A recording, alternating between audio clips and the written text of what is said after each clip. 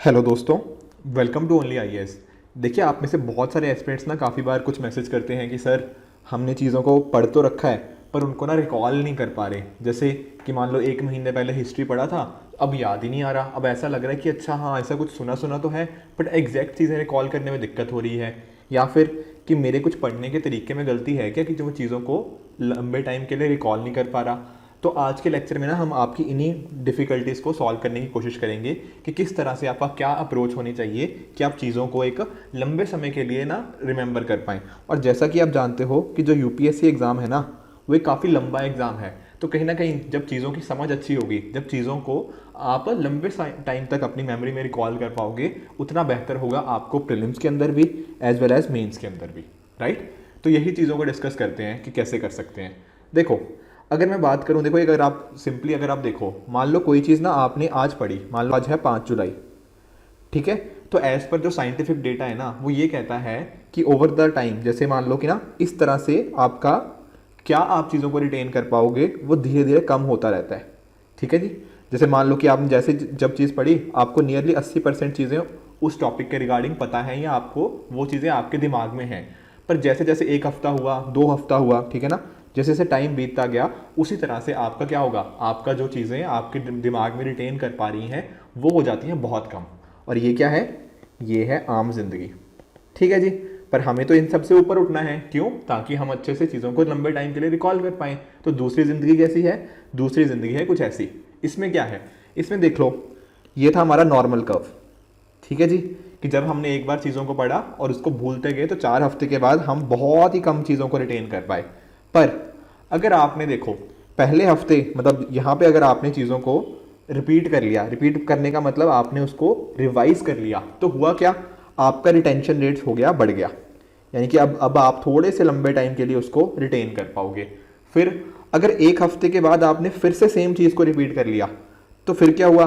फिर वो further curve ऊपर गया एंड अकॉर्डिंगली आप फिर लंबे टाइम के लिए कर सकते हो।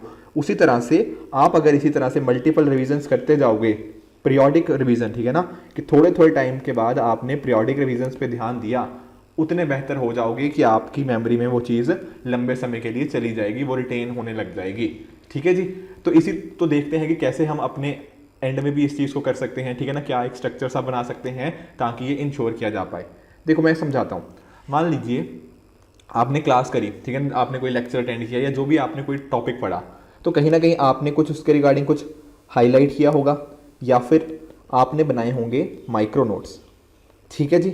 अब जैसे ही आपका लेक्चर खत्म होता है या फिर जो आपने टॉपिक पढ़ा, तो उसके बाद क्या करना है? उसके बाद आपको इंश्योर करना है कि आप ये जो चीज़ें हाईलाइट करी हुई हैं या जो माइक्रो नोट्स बनाए हुए हैं उसको आप डायरेक्टली आके एक बार रिवाइज कर लो। समझे?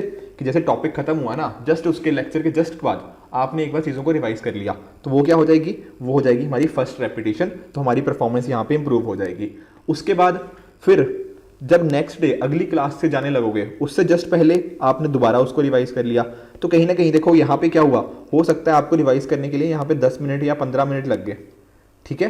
बट नेक्स्ट मॉर्निंग जब आप नेक्स्ट लेक्चर के लिए जा रहे हो या फिर आप नेक्स्ट लेक्चर अटेंड करने जा रहे हो या अगला टॉपिक पढ़ने लगे हो, तब आपने दोबारा रिवाइज कर लिया। अब क्योंकि आपने पिछले दिन फर्स्ट रेपिटेशन कर रखी थी, तो नेक्स्ट रेपिटेशन के लिए आपको टाइम लगेगा कम, क्योंकि सेम चीज़ें पढ़ तो रखी हैं पहले। तो यहाँ पे हो सकता है कि आप 5 से 10 मिनट में ही चीज़ों को रिवाइज कर लो। ठीक है। डिपेंडिंग अपॉन टॉपिक ये टाइम वेरी कर सकता है, पर मैं इन जनरल बता रहा हूँ।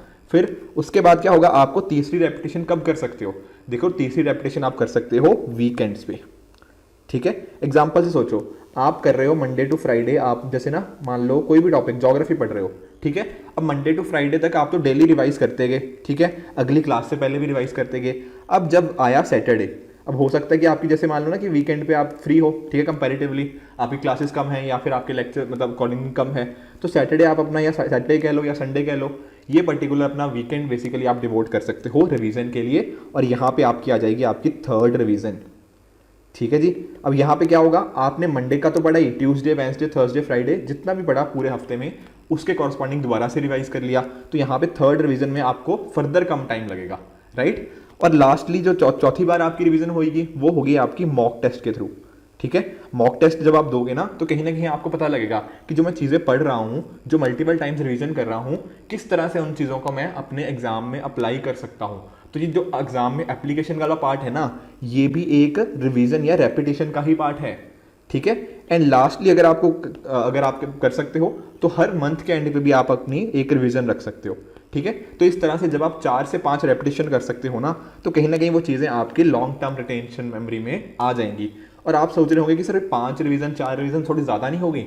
देखो ज़्यादा तो है, बट कहीं ना कहीं होता क्या है, आप एक चीज़ रियलाइज़ करो, पहली बार रिवीजन करना थोड़ा सा टफ लगता है क्योंकि टाइम ज़्यादा लग रहा है, दूसरी बार कम लगेगा, तीसरी बार और कम लगेगा, चौथी बार और, क्योंकि सेम ही चीज़ हम बार बार पढ़ रहे हैं ना, तो क्विकली एक बार उसको हम क्विकली गो थ्रू कर सकते हैं, तो टाइम कम लगता है। तो इसी वजह से ना ये रिवीजन के आगे आर ही दिखता है ना, आर ही, तो जिसको जितनी बार री करोगे, मतलब जितनी बार इस चीज़ को रिवीजन को जितनी बार रिपीट करोगे, उतना आप उस पर्टिकुलर टॉपिक में बेहतर हो जाओगे, एज वेल एज वो चीज़ आपकी लॉन्ग टर्म रिटेंशन मेमोरी में ज़्यादा बेहतर तरीके से जा सकती है। तो इस तरह से आप इंश्योर कर सकते हो कि चीज़ें आपके मन में या आपके माइंड में ज़्यादा लंबे टाइम तक रिटेन करें, राइट। एंड इवन ना ये जो जैसे मैं आपको मॉक टेस्ट की बात कर रहा था, या फिर जो आपको एक प्रॉपर स्ट्रक्चर के थ्रू आप वीकेंड्स पे रिवीजन करो, मॉक टेस्ट दो, ठीक है ना, एंड प्रॉपर एक स्ट्रक्चर के थ्रू जब आप पढ़ते हो तो कहीं ना कहीं दैट ऑल्सो हेल्प्स यू, ठीक है ना।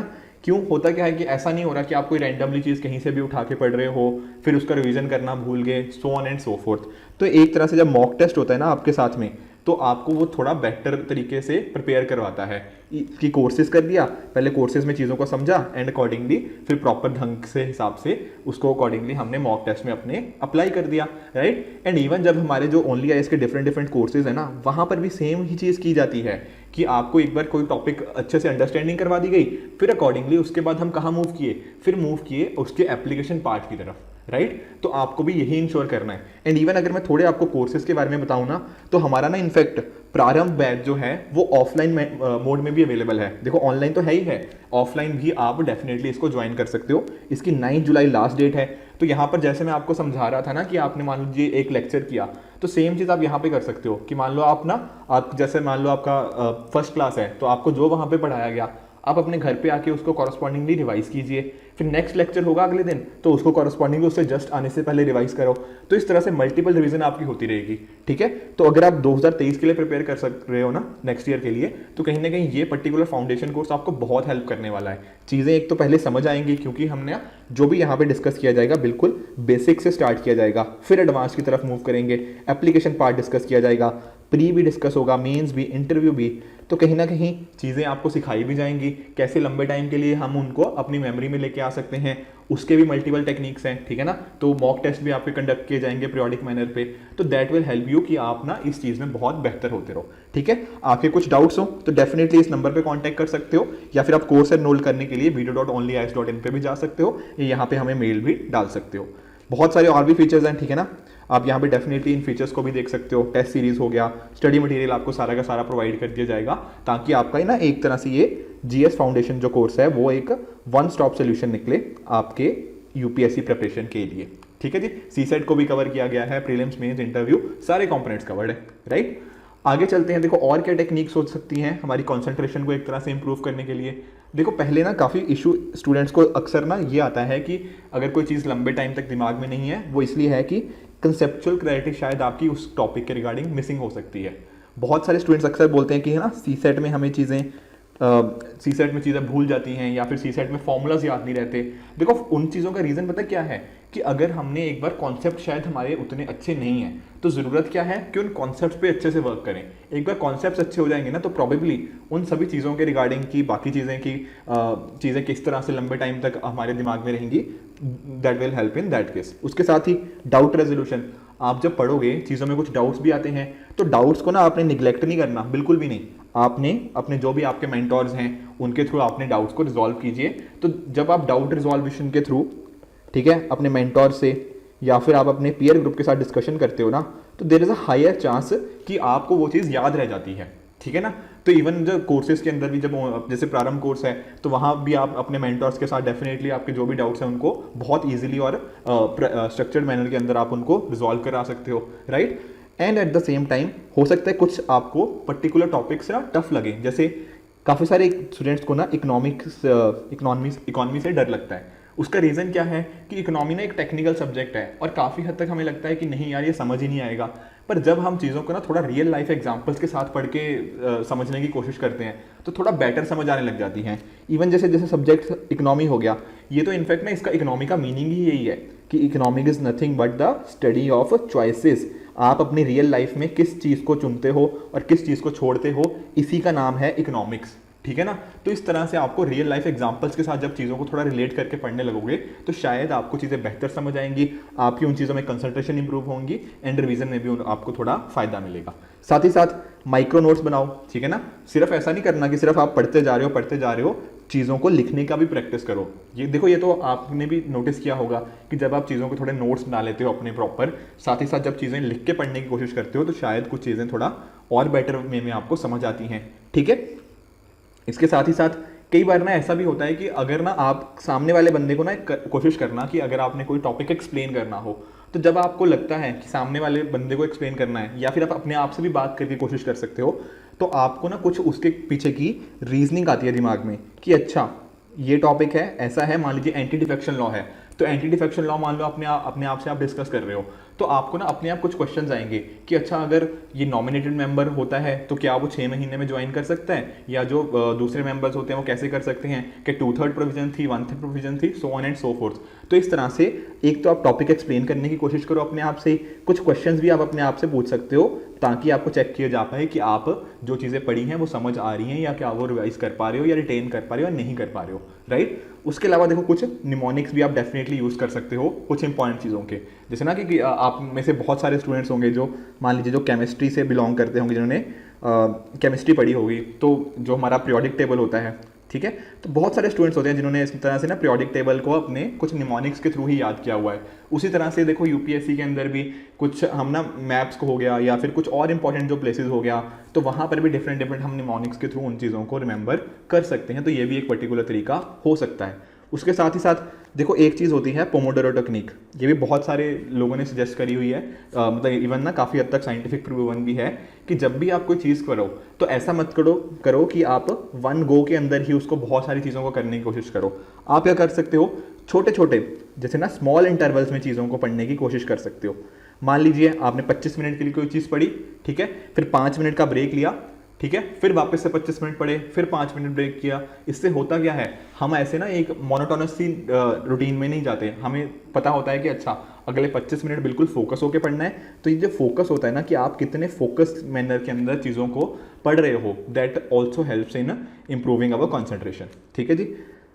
नेक्स्ट कुछ डिफरेंट एप्लीकेशंस भी आती हैं प्रोडक्टिविटी की, आप उनको भी यूज़ कर सकते हो, ठीक है ना। आई एम वेरी श्योर कि अगर आप इस तरीके से पढ़ोगे तो आपको ना रिटेन करने में भी हेल्प मिलेगी।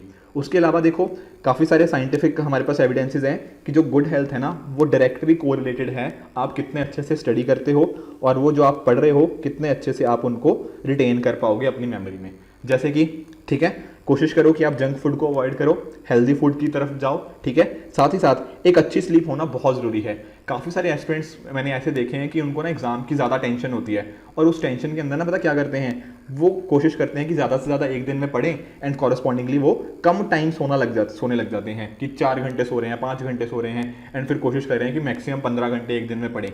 देखो ये चीज़ें ना काफ़ी बार काउंटर प्रोडक्टिव हो जाती हैं। क्यों? जब तक हमारी स्लीप अच्छी नहीं होगी ना तो कहीं ना कहीं हमें उन चीज़ों पे कंसंट्रेट करने में, चीज़ों को अच्छे से समझने में, उनको रिवाइज करने में, उनको रिटेन करने में मुश्किल आ जाती है। साथ ही साथ आप एक थोड़ी मतलब लाइट एक्सरसाइज हो सकता है या कुछ मेडिटेशन की टेक्निक्स भी डेफिनेटली ट्राई कर सकते हो। देखो इसके पीछे भी काफ़ी सारे एविडेंसेस हैं जिन्होंने हमें सजेस्ट किया है कि इन चीज़ों को अगर आप अपनी लाइफ का थोड़ा सा पार्ट बनाते हो तो they will surely help you in the long run. साथ ही साथ नॉर्मल टाइम पे देखो प्रॉपरली एक प्रॉपर शेड्यूल, मतलब शेड्यूल तो नहीं, प्रॉपर ढंग से पानी पीना, ठीक है ना। आजकल तो देखो वैसे भी बहुत ज़्यादा गर्मी है, तो कहीं ना कहीं अगर अपनी बॉडी को हाइड्रेटेड रखते हो तो भी आपका मतलब ऐसा नहीं होता कि आपका दिमाग थोड़ा इधर उधर भटके, आपका एक ऐसा भी पॉसिबिलिटी है कि आप बहुत अच्छे से चीज़ों पे फोकस कर पाओ। तो मेक श्योर कि आपकी ना अच्छी हेल्थ भी मेंटेन करना काफ़ी ज़्यादा ज़रूरी है।